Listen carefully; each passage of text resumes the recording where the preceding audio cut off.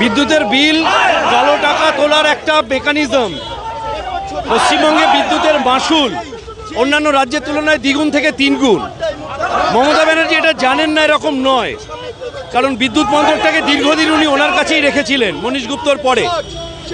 আসলে এই টাকা সাধারণ মানুষের পকেট কেটে এই টাকা তোলাবাজির টাকার একটা বড় ভাগ চলে যায় তপসিয়া ভবনে, তপসিয়া তৃণমূল ভবনে। তাই দেখেও মমতা ব্যানার্জি কিছু দেখতে পান না।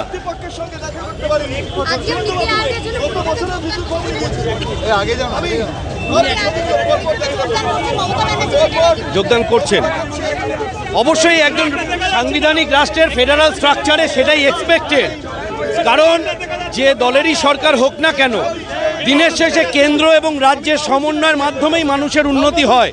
তাই যদি ওনার মধ্যে শুভবুদ্ধির উদয় হয়ে থাকে তাকে আমরা স্বাগত জানাই। একটা রাজ্যের একটা গণতান্ত্রিক রাষ্ট্রের একজন মুখ্যমন্ত্রী হিসাবে ওনার উচিত, ওনার নৈতিক কর্তব্য নীতি আয়োগের বৈঠকে যোগদান করা। এতে পশ্চিমবঙ্গের মানুষের ভালো মন্দ জড়িয়ে আছে, এখানে আবেগের কোনো জায়গা নেই।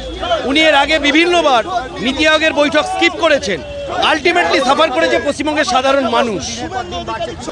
আজকে ইলেকট্রিক সাপ্লাই যেভাবে দাম বাড়িয়েছে আর সেই জন্য ভারতীয় জনতা পার্টি আজকে আন্দোলন করছে, আর আগামী দিন সমস্ত জায়গায় আন্দোলন হবে। তার কারণ কি, সারা ভারতের সমস্ত রাজ্যে সমস্ত যত শহর আছে সেখানে বিদ্যুতের মাশুল আর কলকাতার বিদ্যুতের মাশুল আকাশ পাতাল তফাৎ। শুধু কলকাতা নয়, রাজ্য বিদ্যুৎ পর্ষদও রাত্রের অন্ধকারে বিদ্যুৎ বিল বাড়াচ্ছে। সেই জন্য ভারতীয় জনতা পার্টি আমরা আজকে রাস্তায় নেমেছি, কলকাতায়, সারা বাংলায়, সব জায়গায়। আর এই ধরনের প্রচার হবে আর এই ধরনের আন্দোলন আমাদের চলবে।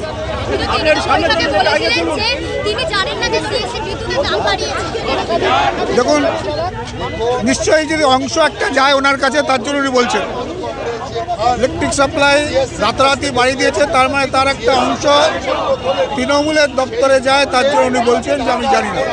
এটাই স্বাভাবিক আছে।